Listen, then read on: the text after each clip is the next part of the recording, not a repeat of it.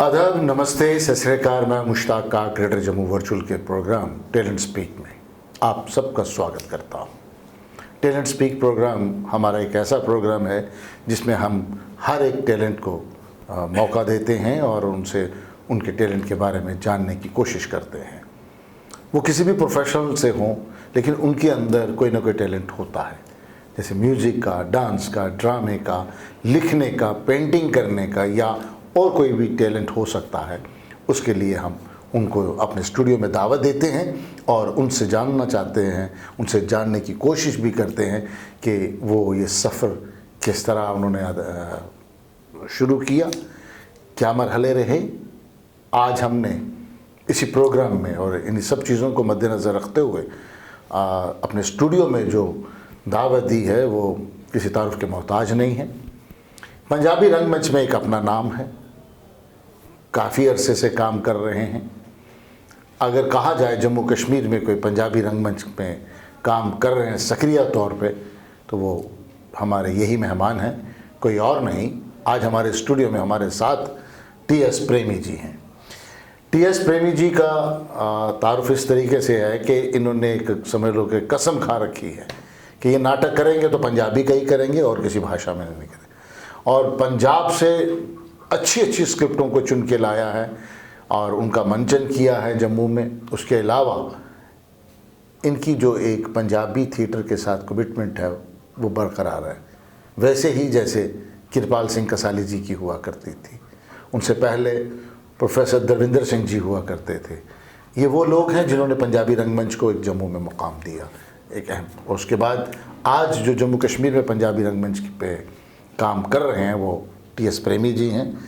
इसके साथ साथ ये टेलीविज़न के लिए भी इन्होंने काम किया है, कुछ फीचर फिल्म में भी काम किया हुआ है, लेकिन थिएटर में एज ए डायरेक्टर के तौर पे बहुत काम किया है, एक्टर के तौर पे। आज इनके सफ़र के बारे में हम इनसे ही जानेंगे, इनकी ही ज़ुबानी। प्रेमी जी, आपका स्वागत है ग्रेटर जम्मू वर्चुअल के प्रोग्राम टैलेंट स्पीक में। सबसे पहले हम ये जानना चाहेंगे कि शौक़ होता ना एक्टिंग करने का या थिएटर करने का, ये कहाँ से रवायत आपकी शुरू हुई? ये जब मैंने बचपन में ही जब स्कूल में पढ़ता था, शायद 4th क्लास में था, तभी स्कूल में एनुअल डे फंक्शन हुआ करते थे हर साल। तो उसी में मेरी शुरुआत हुई थी। 4th क्लास में एक छोटा सा नाटक स्कूल में ही किया था, तो उसमें मैंने एज ए एक्टर काम किया था, जहाँ से मुझे इस नाटक की जो चेटक वगैरह लगी। तो इसके अलावा स्कूल टाइम में ही 4th क्लास के आगे शायद 5th में था कि 6th में, तभी गुलाब बन में नाटक हुआ करते थे जी। तो वहाँ हमारे स्कूल में ग्रुप आते थे कि और हमारा नाटक देखो। तो एक कोई ग्रुप आया था हमारे स्कूल में, तो हमारे स्कूल वालों ने कहा कि हमने नाटक गुलाब बन में देखने जाना है। तो वो नाटक में गुलाब बन में देखने गया, देखने का मौका मिला। उसे जो है एक्टिंग का चाव जो है जो थोड़ा और बढ़ गया। इसके अलावा पंजाब के गुरशरण सिंह जी हैं, जम्मू में आते थे प्ले करने के लिए, तो उनके ही प्ले मैंने देखे 1981 के या 84 के लगभग इस दौरान। ये उस वक्त का दौर रहा है कि जब पंजाब में एक मिलिटेंसी चल रही थी, उसी दौरान वो आते थे। हाँ, खैर वो तो गुरशरण भाजी तो नाटक वो करते थे कि जो भी वहाँ की बुराइयाँ वगैरह हो रही हैं समाज में, सोशल संघर्ष, ये संघर्ष थिएटर था उनका। वो जम्मू में उन्होंने आके प्ले किए, उनके प्ले देखे और उन खासकर गुरशरण सिंह जी की एक्टिंग बाबा बोलदा है वो नाटक में देखने मिली, तो मैं बहुत प्रभावित हुआ। तो उस में नाटक देखने के बाद मैं सिर्फ एक्टिंग के लिए प्रभावित ही नहीं हुआ, मैंने उसका गुरशरण सिंह जी को अपना उस्ताद ही माना, सिर्फ वो उनके नाटक देखने के बाद, उनकी एक्टिंग देखने के बाद। तो उसके बाद उनको मैं घर जाके मिला भी, जाके बताया भी सारी बात। यहाँ से मेरी जो है शो का जो शुरुआत ऐसे। बाबा गुलशरण सिंह जी का जिक्र हुआ, इसमें कोई दो राय नहीं कि बाबा गुलशरण सिंह जी पंजाब के और पंजाबी थिएटर के एक नामवर हस्ती है, पूजने योग हैं। और वाकई वो जम्मू में आते था, उनका अपना ग्रुप था, उस ग्रुप में काफ़ी लोग आए, तो उनके ग्रुप के काफ़ी लोग आजकल अच्छे अच्छे निर्देशक हैं, अच्छे अच्छे पदों पर बैठे हुए हैं, इसमें कोई दो राय नहीं है।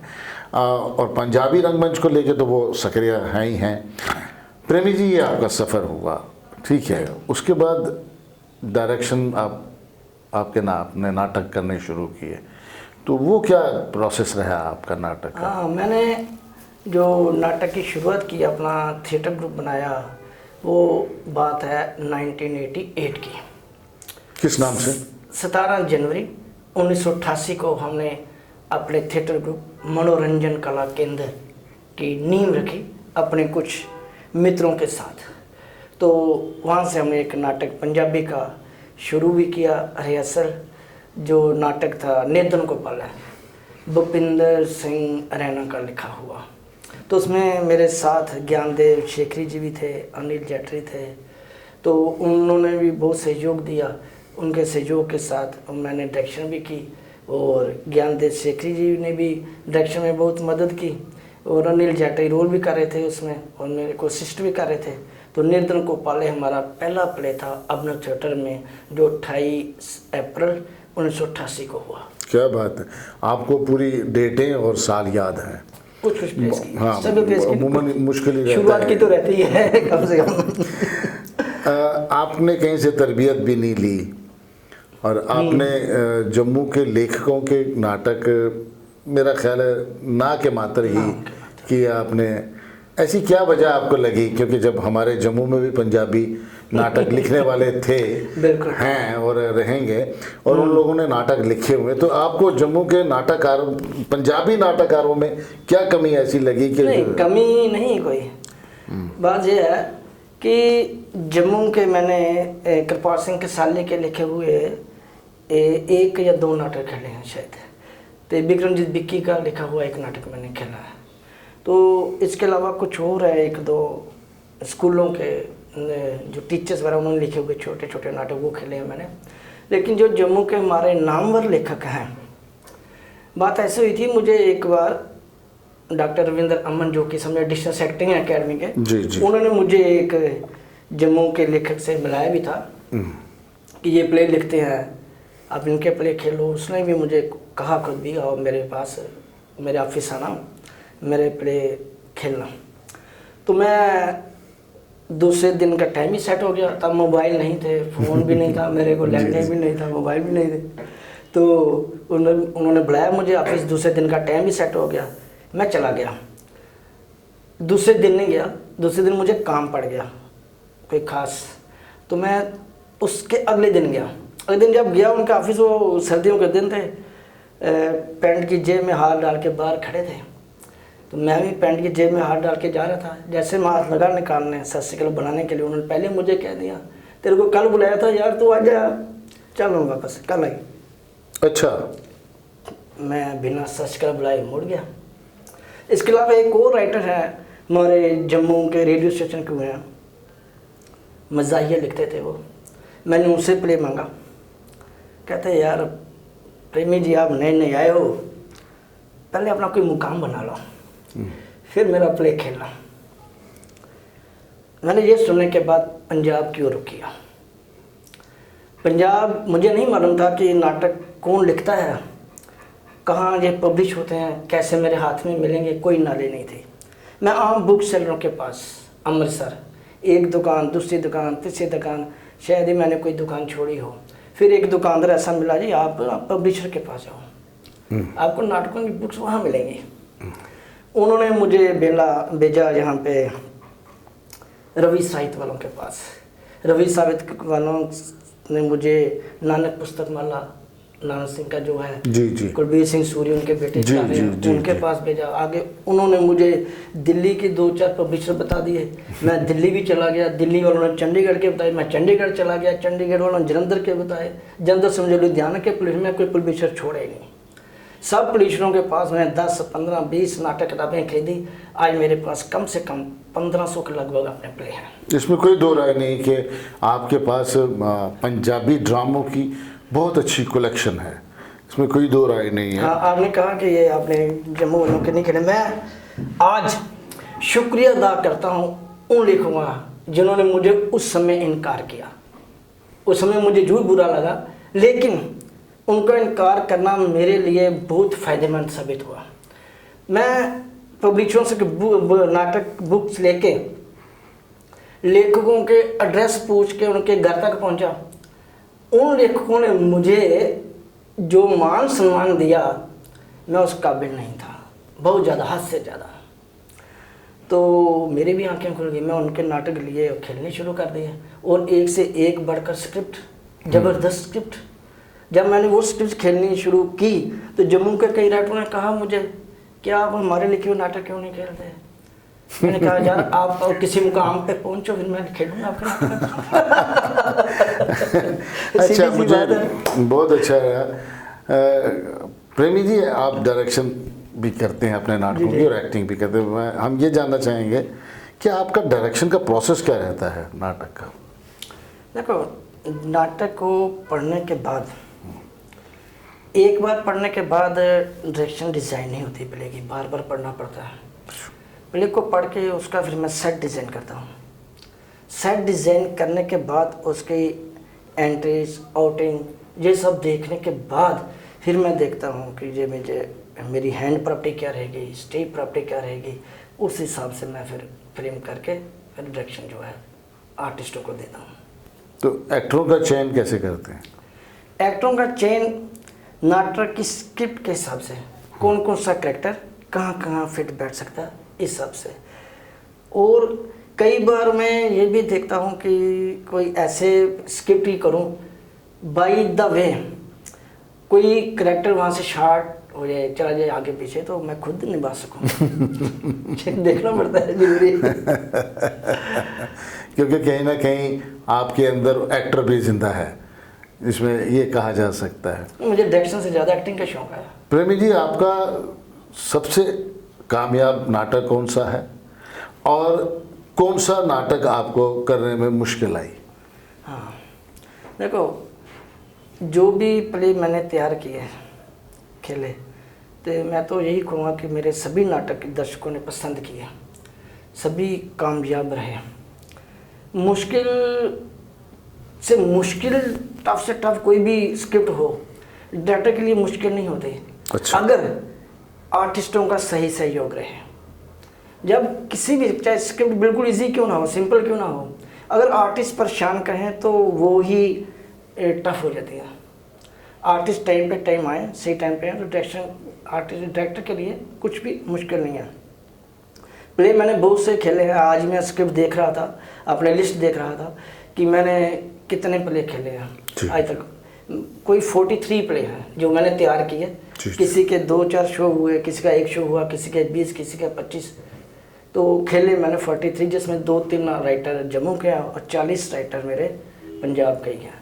तो मेरे जो प्ले होते हैं अलग अलग थीम पे, social levels, national integration, environment के इर्द गिर्द घूमते हैं, हेल्थ के इर्द गिर्द घूमते हैं।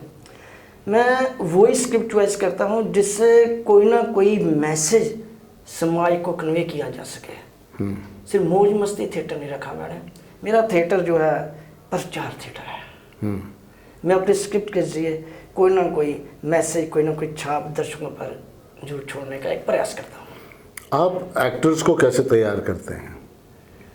एक्टर्स को मैं स्क्रिप्ट पहले पढ़ता हूँ, फिर उसको बताता हूँ कि तेरा रोल इसमें ये रहेगा।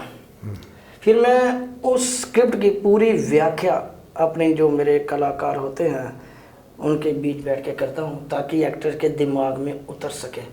जब उसकी प्ले की व्याख्या कलाकारों के सामने करता हूँ, फिर सिर्फ उसी के कैरेक्टर को, अलग अलग कैरेक्टर को लेकर, अलग अलग एक्टर को उसी के कैरेक्टर के बारे में उसको समझाता हूँ। मैं उसको ये बताता हूँ कि तेरा कैरेक्टर जो है ये क्या कह रहा है, क्या कहना चाहता है।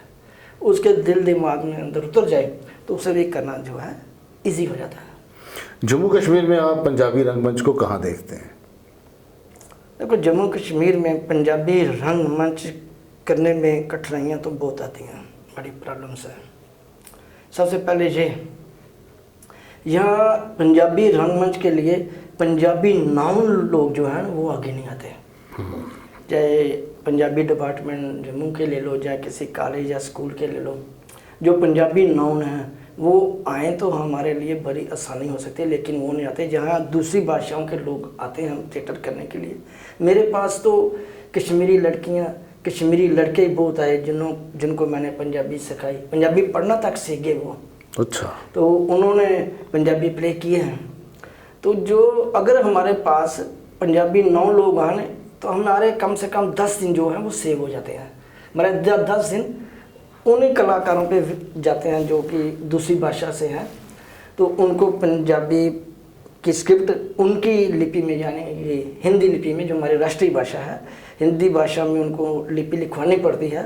फिर उसके अक्षर जो है समझाने पड़ते हैं, क्योंकि हिंदी लिपि और पंजाबी लिपि का अंतर बहुत है। जी जी। पंजाबी लिपि के अंदर हर अक्षर हमें मिल जाता है जो कि दूसरी भाषा में नहीं मिलते, चाहे राष्ट्रीय भाषा चाहे कोई और भाषा ले लो, उसमें हमें पूरे अक्षर पूरे शब्द नहीं मिल पाते जैसा कि पंजाबी भाषा में है, इसलिए बड़ा मुश्किल आती है। और इसको मंचन करने के लिए भी बहुत सी कठिनाइयों का हमें सामना करना पड़ता है, वो तो है ही, देखना पड़ता है, सब फेस करते हैं, फिर भी मुश्किल में भी हम अपना काम जो है जारी रखे हुए हैं। बहुत अच्छा।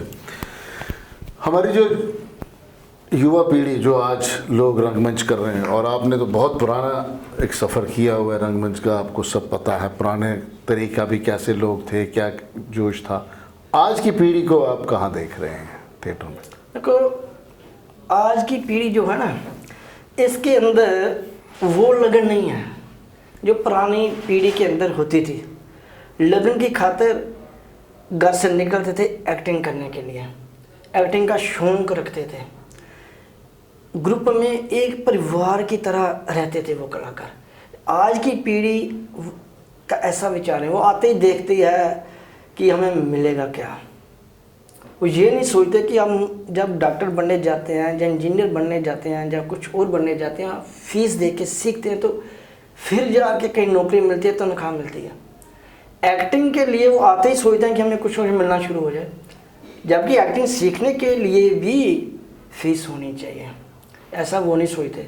और उनके अंदर वो एक्टिंग वाली लगन नहीं। अगर एक्टिंग वाली लगन हो तो वो ऐसा ना सोचे। नई पीढ़ी जो है, मैं उनको ये संदेश देना चाहता हूँ कि एक्टिंग के लिए मन के अंदर ये विचार रख के आए कि हमने समाज को कोई ना कोई मैसेज कन्वे करना है अपने लिए, हमने समाज की सेवा करनी है। सेवा माध्यम मन में रख के अगर वो आगे आएंगे तो अच्छे रहेंगे, सीखेंगे और कुछ कर पाएंगे। एक्टिंग जो एक ऐसा जरिया है जिससे इंसान हेल्दी रहता है, बीमार कम होता है, सेहत ठीक रहती है, एक्टिव रहता है इंसान। तो ये सब कुछ देखना चाहिए और समाज को मैसेज जो है कन्वे करने के लिए आगे आए। प्रेमी जी, अगर किसी नाटक में पैसा मिल रहा है तो उसमें देने में भी कोई आपत्ति नहीं होनी चाहिए, मेरे जहाँ तक है। लेकिन जब आप कहीं से आपको पैसा नहीं मिल रहा है तो वहाँ पे आर्टिस्ट को भी कोऑपरेट करना चाहिए। लेकिन अगर आप कहीं से मिल रहा है तो देने में भी आपत्ति नहीं है, कुछ भी नहीं, तो कम से कम उनका आने जाने का किराया वगैरह वो सब चीज़ें। नई पीढ़ी को क्या मैसेज देना चाहते हैं थिएटर के लोगों को? नई पीढ़ी के लिए मैसेज यही है कि मैं जैसे पहले कह चुका हूँ कि मन के अंदर लगन पैदा करें, मन चाव के साथ थिएटर के लिए आए, अपने समाज को मैसेज कन्वे करें। बहुत अच्छे। टी.एस. प्रेमी जी से बातें और भी कर सकते हैं, लेकिन वक्त को मद्देनज़र रखते हुए हम प्रोग्राम को शॉर्ट में करते हैं। हम इनसे और भी बातें करते रहेंगे आने वाले वक्त में इनके नाटकों के बारे में, क्योंकि इनकी एक लंबी फहरिस्त है नाटकों की। ख़ास तौर पे मैंने जैसे कहा कि जम्मू कश्मीर में पंजाबी रंगमंच में एक अकेला नाम जो कि एक कमिटमेंट के तहत पंजाबी थिएटर कर रहे हैं, पंजाबी। और सबसे बड़ी खूबसूरती की बात यह है कि ये बाहर के नाटक जो बाहर के काफ़ी नामी गरामी जो पंजाबी के लेखक हैं उनके स्क्रिप्ट हमारे पास आते हैं, हमें देखने का मौका मिलता है। इसके साथ ही आप लोगों से गुजारिश है कि आप ये प्रोग्राम देखें, शेयर करें, लाइक करें। हम यूट्यूब पे हैं, फेसबुक पे हैं, इंस्टाग्राम पे हैं, ट्विटर पे हैं, और अपनी राय भी हमें दीजिए। इसके साथ ही मैं प्रेमी जी आपका बहुत शुक्रिया अदा करते हैं ग्रेटर जम्मू वर्चुअल कि आपने अपना कीमती वक्त हमारे लिए निकाला है, और हम उम्मीद करते हैं कि आगे भी पंजाबी रंगमंच का परचम लेके आप चलते रहें। हम जहां तक हो सके छोटा छोटा आपके साथ चलने की कोशिश करेंगे। इसके साथ ही इजाज़त चाहते हैं। जय हिंद।